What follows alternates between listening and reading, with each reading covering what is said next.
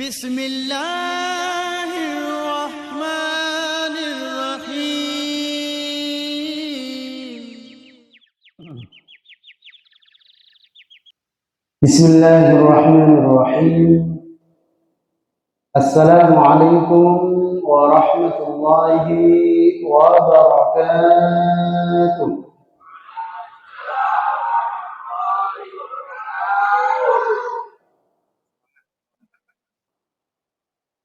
Alhamdulillahilladzi bi ni'matihi tatimmu shalihat.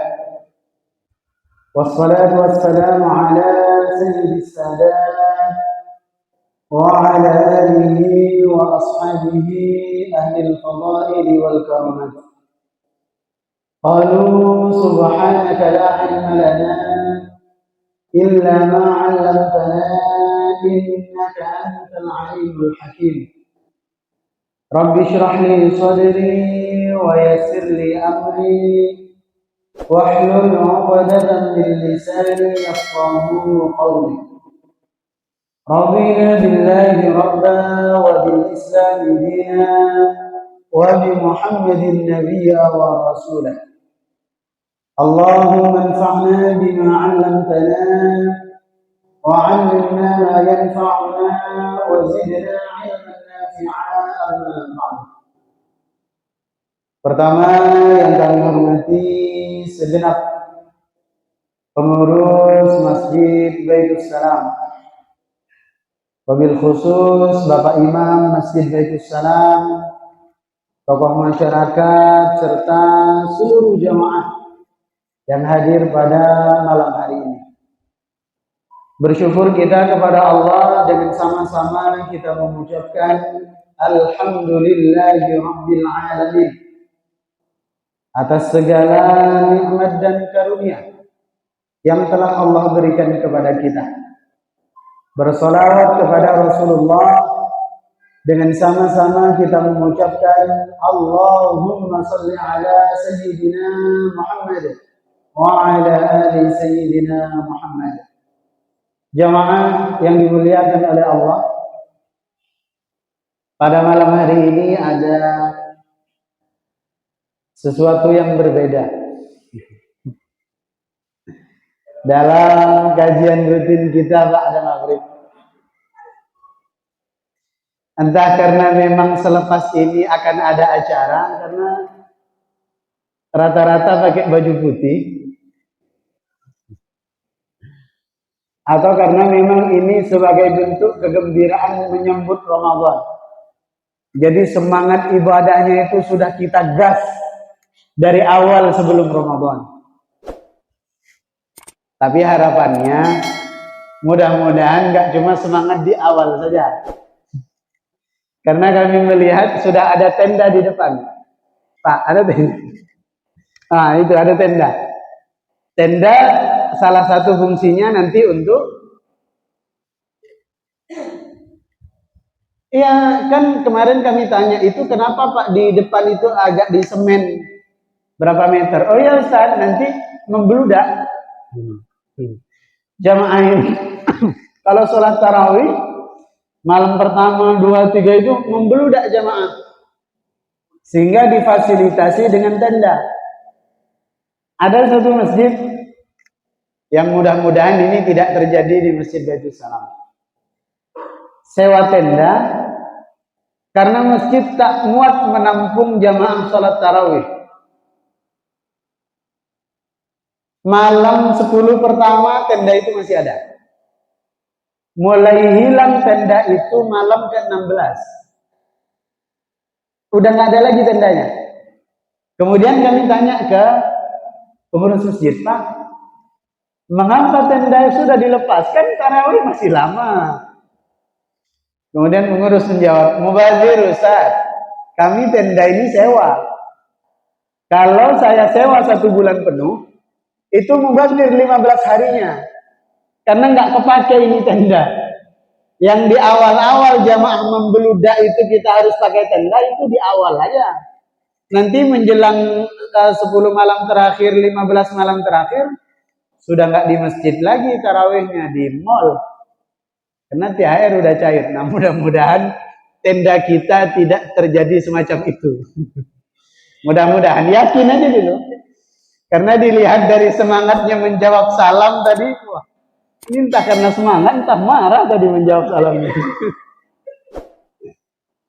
Jamaah yang dimuliakan oleh Allah Subhanahu wa taala. Spesial malam hari ini kita fokus sesuai dengan permintaan pengurus, permintaan jamaah. Kita fokus membahas tanya jawab seputar ibadah kita sepanjang bulan suci Ramadan. Mungkin itu ibadah puasanya, ibadah tarawihnya, tadarus Al-Qur'annya, sampai kepada nanti zakat fitrahnya. Namun sebelum pertanyaan itu nanti disampaikan oleh jamaah, saya memberikan pendahuluan sedikit tentang apa yang masih menjadi simpang siur pemahaman kita mengenai ilmu-ilmu seputar bulan suci Ramadan. Karena pertemuan yang lalu sudah kita kaji, kita puasa itu dalam satu hari rata-rata 12 jam. Jangankan ibadah selama 12 jam. Ibadah yang dalam hitungan menit saja, tanpa didasari dengan ilmu yang cukup, mustahil ibadah itu diterima. Mustahil ibadah itu sah. Mustahil ibadah itu sempurna. Sholat kan ibadah dalam hitungan menit. Paling lama kita sholat itu 7 menit. Itu pun kalau sholat isya. Kalau yang dibaca panjang. Lebih dari 7 menit biasanya Pak Imam kena komplain. Biasanya. Kalau kita sholat sendiri bahkan 5 menit. Belum kalau sholat subuh kesiangan pula, itu nggak sampai 2 menit. Artinya apa? Ibadah yang dalam hitungan menit saja banyak ilmu yang harus kita kuasai. Apa syarat sahnya sholat, apa rukunnya sholat, apa saja yang membatalkan sholat, bagaimana bacaannya, seperti apa gerakannya, dan seterusnya.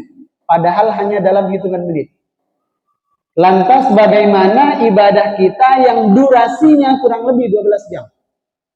Maka tanpa didasari dengan ilmu, khawatir kita menjadi sebagaimana yang ditakutkan oleh Rasulullah. Apa yang ditakutkan oleh Rasulullah? Kam min sha'imin laisa lahu min siyamihi illa al-ju' wal 'atash. Betapa banyak orang yang beribadah puasa tapi tak mendapatkan apa-apa dari puasa yang dikerjakan melainkan hanya lapar dan dahaga saja. Penyebab terbesarnya adalah dia semangat puasanya, semangat tarawihnya, semangat tadarusnya, bukan main zakat fitrahnya, tapi semua dia lakukan tanpa didasari dengan keilmuan yang cukup. Maka pada malam hari ini kita mengkaji itu. Tentang puasa terlebih dahulu.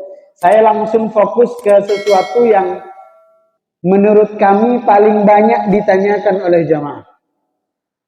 Yang relevan dengan keadaan kita sekarang. Misal, mungkin sudah kita pancing juga pada pertemuan sebelumnya, cuma tidak saya jawab. Hari ini kita akan menyampaikan sekaligus menjawab. Ustadz, apa hukumnya kita vaksin sedang kita dalam keadaan berpuasa? Batal atau tidak kira-kira puasa kita? Vaksin? Tidak. Pertanyaan berikutnya. Kalau suntik, misal kita sakit disuntik atau istri kita ikut KB, KB-nya yang suntik saat puasa, batal atau tidak? Tidak. Terakhir, infus. Infus. Kita sakit, dibawa ke rumah sakit, diinfus saat kita puasa. Batal atau tidak puasanya?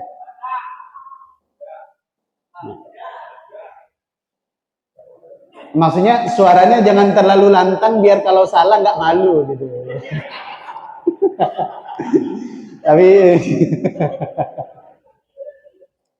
tapi semangatnya luar biasa. Mudah-mudahan bertahan nanti sampai sepanjang Ramadan. Kalau dilihat dari sebabnya, kan sama-sama menggunakan jarum.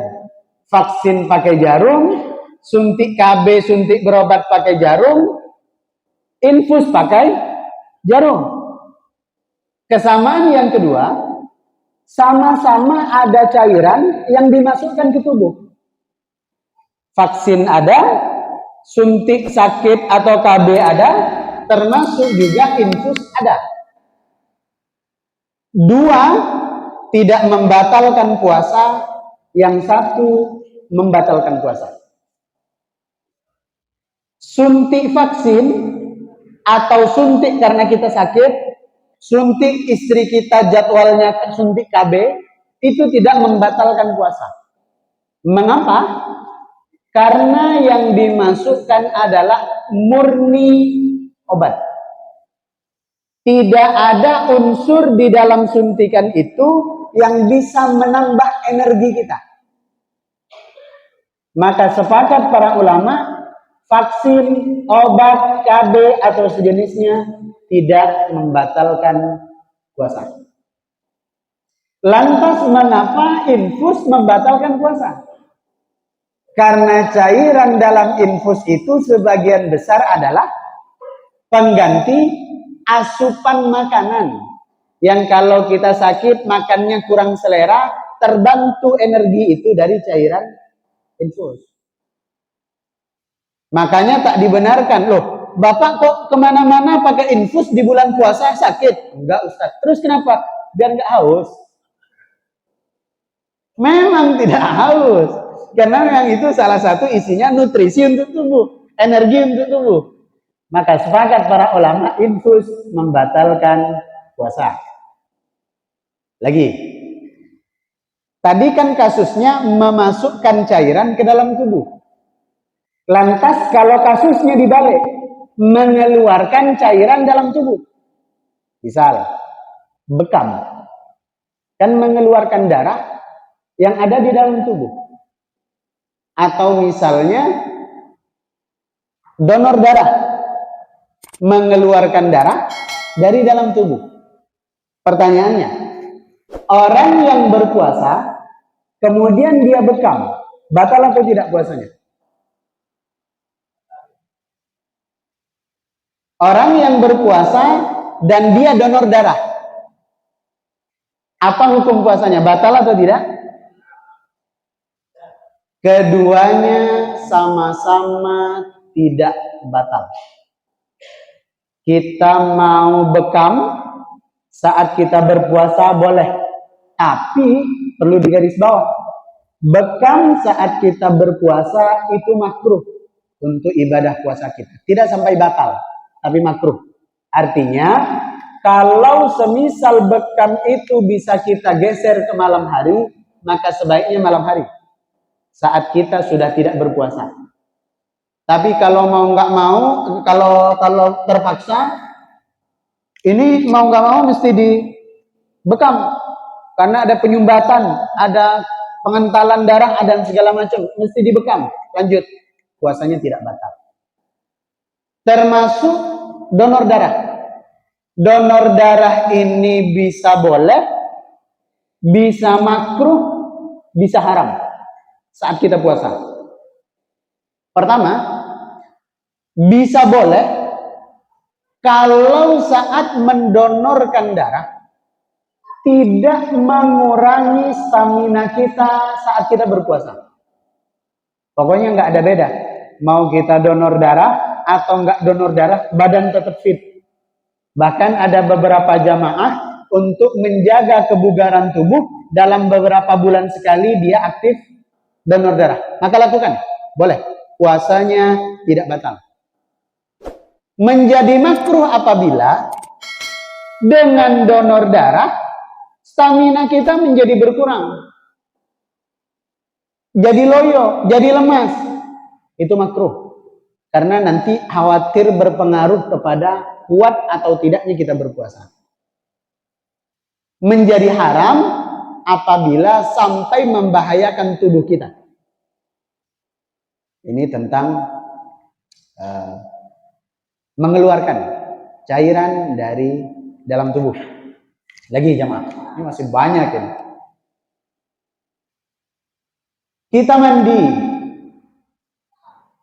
kemudian 1 tetes, 2 tetes, seteguk, 2 teguk masuk air itu lewat mulut kita. Mungkin kita gosok gigi, kemudian dari sisa air kumur-kumur itu masuk. Hukum puasanya batal atau tidak? Misal contohnya kita gosok gigi, setelah kumur-kumur adalah sedikit air itu masuk. Atau kumur-kumur kita sebelum wudhu, tetelan air itu sedikit, batal atau tidak wudhu? Oh siap. Batal lah Pak katanya. Biasa kali. Batal. Kalau masuknya lewat hidung, batal atau enggak? Kan tadi masuknya lewat mulut. Sepakat para ulama, masuk lewat mulut, batal. Mau sedikit, mau banyak. Jangankan yang sengaja tadi masukin air. Misalnya kita sahur rendang. Karena malas habis sahur mau gosok gigi, tiba-tiba salat subuh, Allahu Akbar. Memang mantap kali rendang ini. Itu batal. Murni batal. Kalau masuknya lewat mulut. Sekarang masuk lewat hidung. Air itu masuk lewat hidung. Mungkin karena kita berenang, atau mungkin karena menghirup air saat kita berwudu, masuk lewat hidung. Pertanyaannya, batal atau tidak puasanya?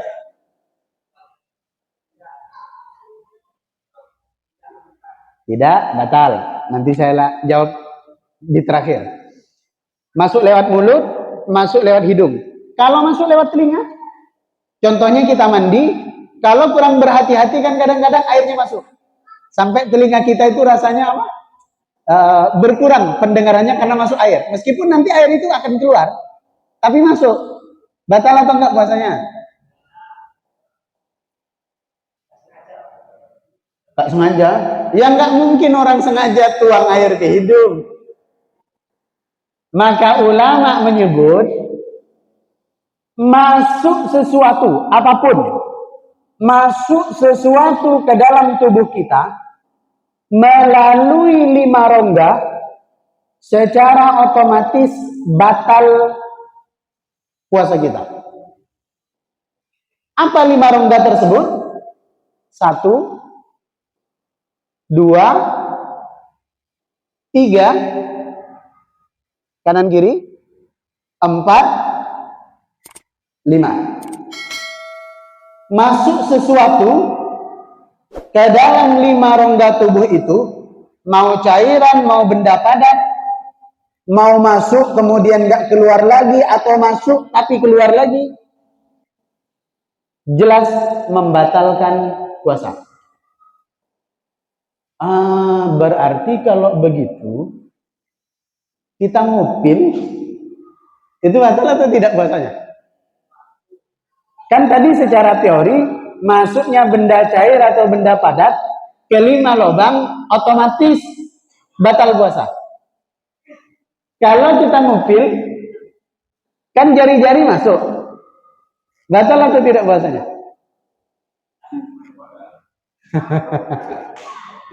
Begini, dijelaskan lebih rinci oleh para ulama, terutama dalam mazhab Syafi'i.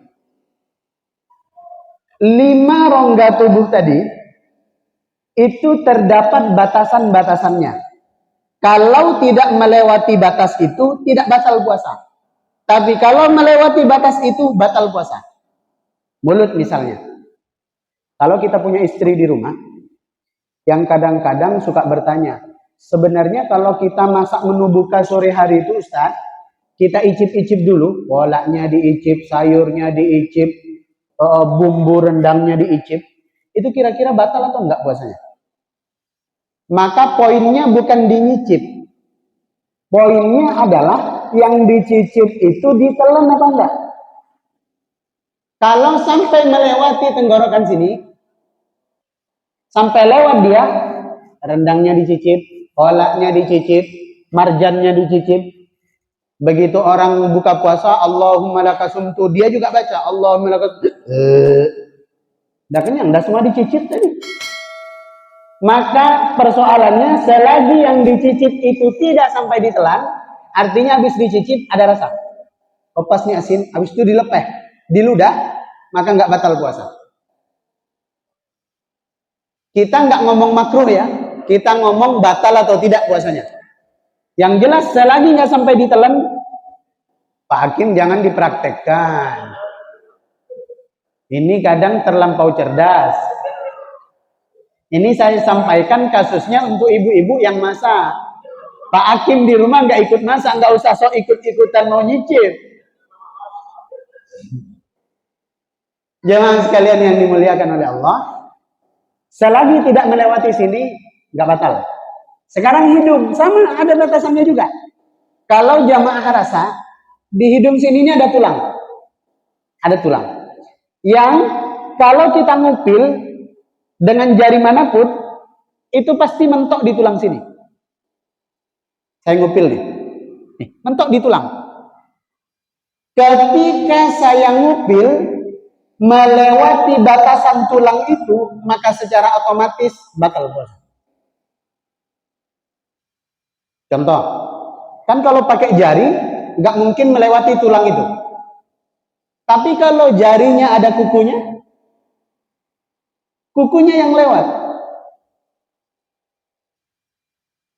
maka batal puasanya. Karena melewati batas. Telinga pun juga begitu. Sekuat apapun kita korek telinga pakai jari, pasti mentok. Ada tulang, mentok.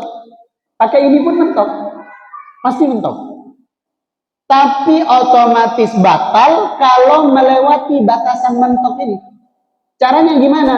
Dengan kuku misalnya, kuku kita panjang. Batal. Melewati batas tulang. Atau yang lebih serius lagi, kita gunakan cotton bud. Habis mandi, sebelum berangkat kerja, korek telinga dulu. Itu pasti melewati tulang. Maka secara otomatis, batal puasanya. Termasuk, mohon maaf, ini agak sedikit kurang elok saya sampaikan di sini, tapi mau tidak mau, karena ini ilmu. Kita habis buang air besar. Yang kita bersihkan itu permukaannya saja. Mohon maaf, kalau sampai masuk jari kita, batal puasa. Maka yang dibersihkan itu permukaannya saja. Kalau depan kan nggak mungkin kita masukin pakai apa gitu. Tapi kalau belakang ada kemungkinan kalau kita tidak berhati-hati. Sampai sedetail itu ilmu yang harus kita pahami demi kesempurnaan ibadah puasa. Lagi, ini mudah-mudahan tidak lupa karena seingat saya pernah saya sampaikan. Ketika imsak, boleh makan atau tidak? Imsak boleh makan atau tidak? Alhamdulillah. Imsak itu masih boleh makan, meskipun secara kaidah fikih sebenarnya udah haram makan, udah nggak boleh. Karena definisi puasa itu al-imsaku 'anil muftirat. Imsak puasa adalah al-imsak. Apa itu imsak? Menahan diri dari segala sesuatu yang membatalkan puasa. Itu definisi puasa. Jadi puasa secara definisi adalah imsak. Kenapa kemudian diputuskan makan saat imsak itu tidak membatalkan puasa? Karena imsak menurut kaidah fikih dengan imsak realitanya kita di Indonesia berbeda. Kalau menurut kaidah fikih, imsak itu ya waktu subuh. Ketika adzan berkumandang itu imsak. Karena sejak saat itu kita sudah mulai menahan. Nggak makan, nggak minum, dan seterusnya. Sementara pada kenyataannya, imsak di negara kita diletak waktu subuh atau sebelum subuh? Sebelum subuh. Biasanya Kementerian Agama memutuskan 10 menit sebelum subuh. Misalnya jam 5 subuh, jam 4 kurang 10 menit imsak. Bahasa sederhananya, secara kaidah fikih, imsak itu sebenarnya lampu merah. Udah berhenti, kita nggak boleh ngapa-ngapain lagi. Tapi pada realitanya, imsak di kehidupan kita masih lampu kuning. Yang tetap boleh makan, tetap boleh minum, tapi hati-hati. Karena sebentar lagi akan masuk waktu subuh. Ini soal puasa. Sekarang tarawih, kita singkat-singkat aja supaya nanti ada diskusi. Kita isya jam berapa? Jamaah. Rasulullah bersabda, penutup dari rangkaian sholat sunnah adalah sholat witir. Sekali lagi, penutup dari rangkaian sholat sunnah adalah sholat witir. Yang selalu kita lakukan adalah setelah melaksanakan sholat tarawih, ditutup sholat tarawih itu dengan sholat witir. Berarti kan rangkaian ibadah sunnahnya sudah kita tutup dengan melaksanakan sholat witir. Pertanyaannya adalah, kalau nanti malam sebelum sahur kita bangun, mau sholat tahajud, kan sunnah. Mau sholat taubat, mau sholat hajat, istikharah, atau sholat-sholat yang lainnya, itu kan sholat sunnah. Sementara tadi sudah kita tutup dengan sholat witir.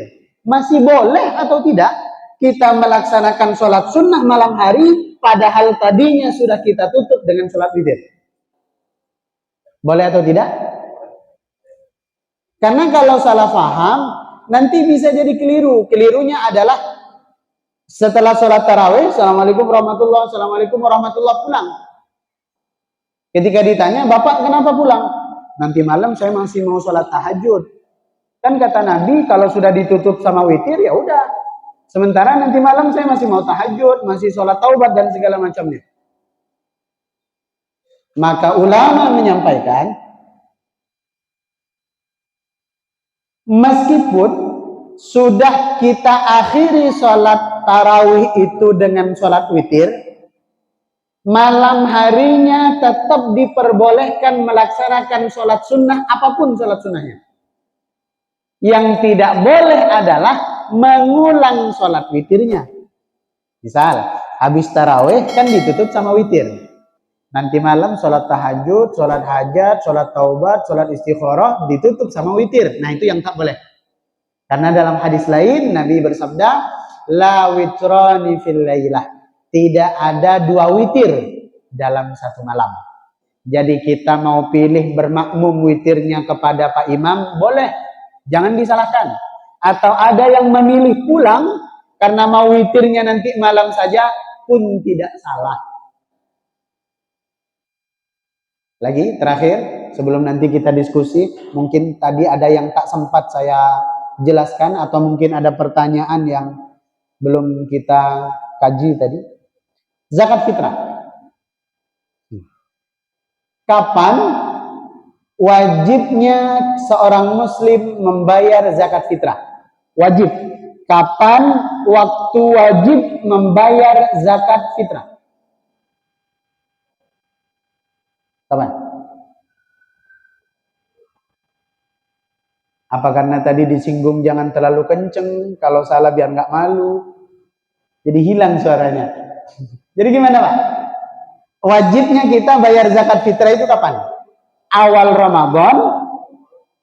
Hah?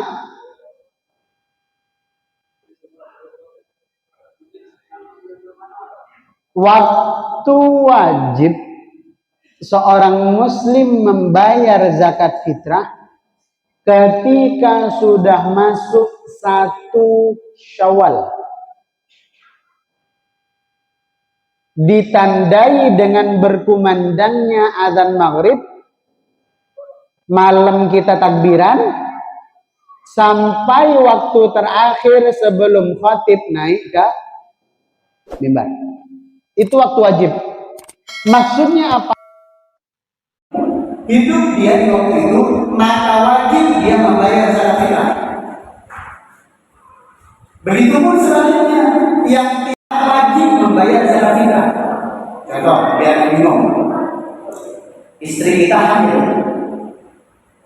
awal Ramadan belum lahiran, tengah Ramadan udah lahiran, ternyata lahirannya di malam hari raya Idul Fitri. Masuk waktu wajib kan? Pertanyaannya, bayi yang baru lahiran, misal awalnya cuma berdua, suami istri, berarti zakat fitrahnya untuk 2 orang awalnya.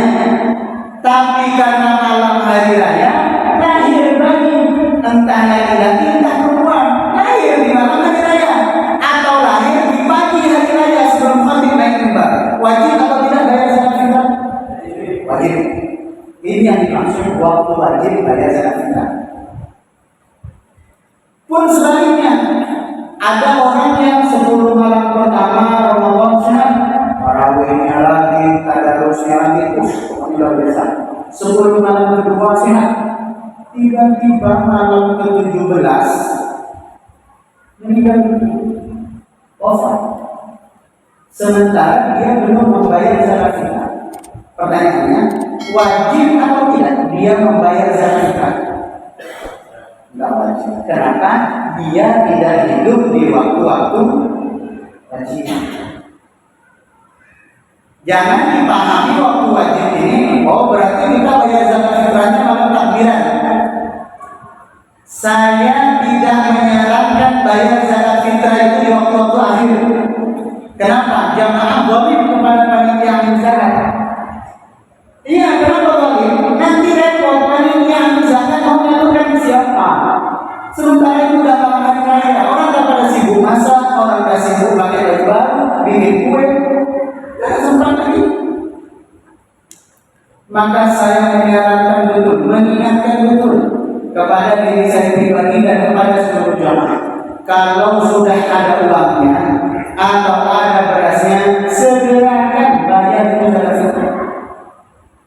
Demi kesempurnaan kita dalam menyerahkan zakatnya dan demi kesempurnaan panitia amil zakat menyalurkan zakatnya. Karena kami pernah dicoret, kan kami bertugas khatib Idul Fitri. Kan biasanya sebelum khatib naik mimbar kan, sebelum sholat ada apa? Pengumuman infak, lalu segala macam dari pengurus masjid. Tiba-tiba ada yang coret saya dari belakang. Ustaz, saya mau bayar zakat fitrah. Akhirnya saya tanya, kok bayar sekarang Pak? Kan baru Idul Fitri sebelum khatib naik. Bapak udah naik, belum? Masih bayar sekarang. Dalam hati saya kacau kali. Kok bisa? Memang secara teori nggak masalah, tapi permasalahannya adalah saya mau menyalurkan kemana? Kalau saya ambil zakat tak masalah, saya terima aja karena saya berhak menerima. Tapi kalau saya bukan ambil zakat, fakir miskin bukan, mu'allaf bukan, fisabilillah bukan, ibnu sabil, apa namanya, musafir, orang yang sedang bepergian juga, terlilit hutang juga. Saya mau kasih ke siapa mau zakat fitrah? Padahal kata Rasulullah, pembayaran zakat fitrah itu menjadi puncak kesempurnaan dari rangkaian ibadah kita selama bulan Ramadan. Kalau kita tak salurkan, berarti hilang kesempurnaan ibadah Ramadan. Maka jangan ambil risiko, segerakan. Wallahu a'lam bishawab. Kurang lebih 10 menit. Bagi jamaah yang ada pertanyaan sesuai dengan fikih seputar Ramadan, silakan. Ini kalau kita pas puasa pas kerja kan, biasanya kalau kita pas capek, kalau nggak puasa kan biasa kita nggak sengaja minum. Kalau pas puasa kita lupa minum, udah ketelan, batal nggak? Terima kasih. Baik, tidak sengaja minum menjadi tidak batal puasanya kalau poinnya di awal tidak sengaja.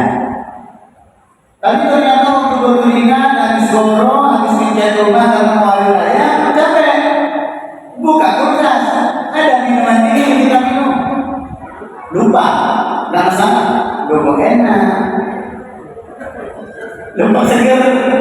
yang membatalkan. Sementara yang tadi di awal murni dan terbang itu rezeki dari Allah Subhanahu wa taala. Tak batal, lanjut puasa. Tapi kalau ingat yang benar, kalau ingat yang pas masih di mulut harus dikeluarkan dan kita kumur-kumur untuk bisa kita makan. Waktu disuapkan pertama, ingat kalau kita puasa, makanannya belum kita masih di mulut, wajib hukumnya untuk dikeluarkan. Kumur-kumur dan kita puasa.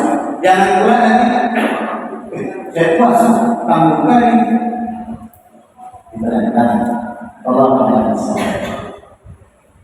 Ada lagi jemaah? Ya. Kalau kita di bulan puasa itu muntah, bagaimana itu Ustaz? Apa itu batal apa tidak Ustaz?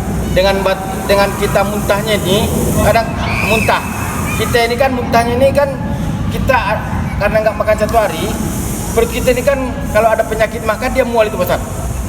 Jadi kita pas tidak sengaja ataupun pas disengaja dia keluar sedikit gitu. Itu batal itu Pak Ustaz. Baik. Muntah saat kita berpuasa, apapun masalahnya, mungkin kita perjalanan, mabuk laut, mabuk udara, mabuk segala macam mabuk, muntah. Hukum puasa kita tidak batal dengan syarat dua. Pertama, muntah kita tidak sengaja. Yang mungkin kita terjadi begitu saja muntah karena mungkin pusing, sakit segala macam. Yang kedua, setelah muntah, mohon maaf, kan masih ada sisa-sisa muntah di mulut. Itu membatalkan puasa kalau tidak tahu. Meskipun ya, tapi batal puasa. Maka setelah muntah itu langsung kumur-kumur. Kumur-kumurnya jangan pakai TOP. Kumur-kumurnya pakai air putih. Setelah kumur-kumur, keluarkan lagi sampai mulut kita bersih. Puasa lagi. Akan batal puasanya kalau muntah itu memang sengaja. Misalnya kita colok kerongkongan kita sampai muntah, nah itu batal puasa.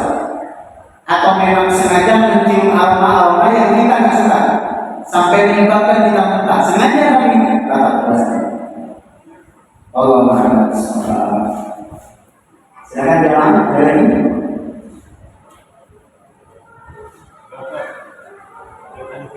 Ya, silakan.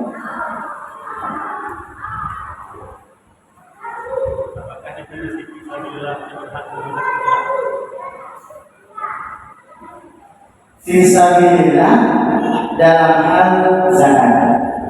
Pertama, seringkali kita salah mengartikan fisabilillah dalam hal zakat. Padahal berbeda fisabilillah dalam makna secara umum dan fisabilillah dalam konteks zakat. Kalau fisabilillah dalam konteks yang umum, jamaah duduk pada malam hari ini fisabilillah apa enggak? Fisabilillah kan kita duduk di majelis ilmu. Kata Rasulullah, orang yang keluar rumah datang ke majelis ilmu maka sama dengan dia berjihad di jalan Allah sampai dia pulang. Fisabilillah. Pak Imam Masjid fisabilillah, Ustaz fisabilillah, guru ngaji fisabilillah, anak kita yang ngaji fisabilillah, masuk ke pesantren fisabilillah, marbot fisabilillah, kuli bangun masjid fisabilillah, orang berangkat mencari nafkah membiayai istri dan anaknya fisabilillah. Tapi itu fisabilillah dalam makna yang umum. Sementara dalam konteks zakat, terutama dalam mazhab Syafi'i, fisabilillah itu hanya satu. Orang yang berperang di jalan Allah dan tidak menerima gaji dari siapapun. Berperang di jalan Allah memang di medan perang. Berperang di jalan Allah dan dia tidak mendapatkan gaji dari manapun, mungkin dari instansi, mungkin dari negara, swasta dan seterusnya, tidak menerima. Itu saja yang dimaksud fisabilillah dalam konteks zakat. Maka boleh kita memberikan zakat loh ya, bukan infak dan sedekah yang lain. Kita nggak boleh memberikan uang zakat kepada misalnya Ustaz, ini Ustaz dapat uang zakat. Kok saya dapat? Ya karena Ustaz rutin ngisi ceramah di masjid kami. bukan karena ustaznya. Tengok yang lain, apakah beliau amil? Berarti karena amilnya, bukan karena ustaznya. Karena beliau fakir, bukan karena guru ngajinya, tapi dari jalur fakirnya. Misalnya dia mu'alaf, bukan karena dia fisabilillah, karena mu'alafnya. Karena fisabilillah itu masalah. Dan di negeri kita sepertinya tidak ada. Bahkan yang membela negara saja digaji oleh negara, berarti nggak masuk kan? Fisabilillah.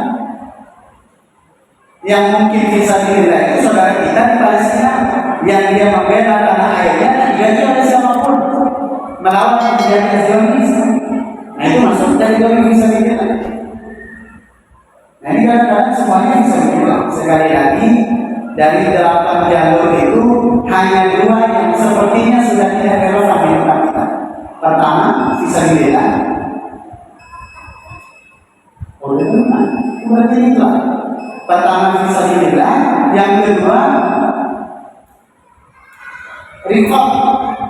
Rikob itu salah satu dari 8 kan ada kelompok rikob. Rikob itu budak, hamba saya. Itu sudah ada. Berarti dari 8 dikurangi 2. Berapa lagi yang berhak menerima? Sisa 6. Kalau ada salah satu dari 6 bagus. Tapi kalau tak ada, tak boleh kita menyalurkan zakat di luar yang kami. Allah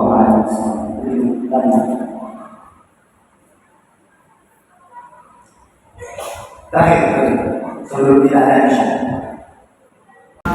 Ibu ini menikah sama orang yang muslim. Dia punya anak kecil 3. Jadi ikutlah semua jadi muslim. Jadi anak yang umur 3 tahun, 4 tahun, 5 tahun itu termasuk mualaf atau macam mana? Ada seorang perempuan memeluk agama Islam karena menikah dengan laki-laki muslim itu. Yang terhitung sebagai mualaf itu emaknya. Anaknya tidak masuk. Karena dari manapun lahirnya, mau emaknya Yahudi, mau emaknya Nasrani, mau emaknya Konghucu, Buddha, Hindu, Katolik, Protestan, semuanya kullu mauludin yuladu ala fitrah. Setiap anak yang lahir itu semuanya dalam keadaan muslim, bukan malah muslim. Ketika dia sudah balik, baru dia menentukan pilihan agamanya. Misalnya dia pilih agama A, kemudian seiring berjalannya waktu dia kembali kepada agama Islam, itu baru disebut malah. Sementara anak kecil siapapun emaknya dia Islam, jadi tidak terdorong malah. Yang terdorong malah hanya ibunya, karena ketika sudah dewasa ternyata tumbuh di lingkungan yang tidak beragama Islam dan dia ikut kepada agama lingkungannya, dan kemudian pada akhirnya kembali kepada agama Islam, itu namanya malah. Itu pun izin itu pun malah tidak berlaku permanen. Jadi jangan mulai sepanjang hidup masuk kategori mu'alaf. Nah ini tidak tepat. Mu'alaf itu berasal dari kata alaf yu'alifu, yang artinya hatinya lembut, atau bahasa yang lebih sederhana, hatinya rentang. Dia disebut mu'alaf ketika keimanannya masih rentang, pengetahuan Islamnya belum kuat, keyakinan tentang agama Islamnya masih rentang, sehingga khawatir dia kembali kepada agama-agama sebelumnya atau terpengaruh dengan keyakinan-keyakinan yang lain. Itu yang disebut mu'alaf. Jadi bukan dilihat dia baru 1 tahun, kalau Islam sudah 2 tahun, atau 3 tahun, bukan dilihat dari tahunnya, tapi dilihat seberapa teguh dia dalam agama Islam. Kalau hatinya masih rentan, masuk dia dalam kategori mu'alaf.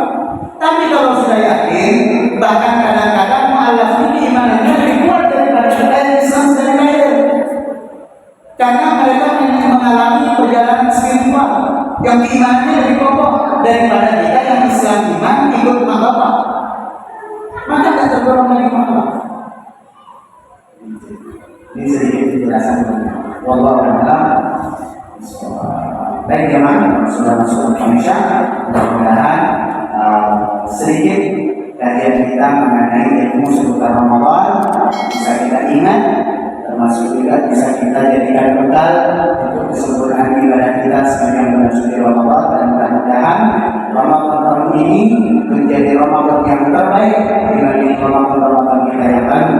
dan mudah-mudahan ibadah kita sepanjang bulan suci Ramadan menjadi ibadah yang diterima oleh Allah Subhanahu wa taala. Kita tutup dengan al-Qur'an majelis.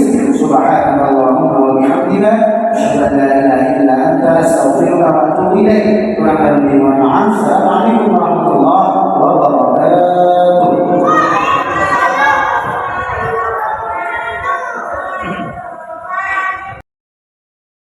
صدق الله العظيم.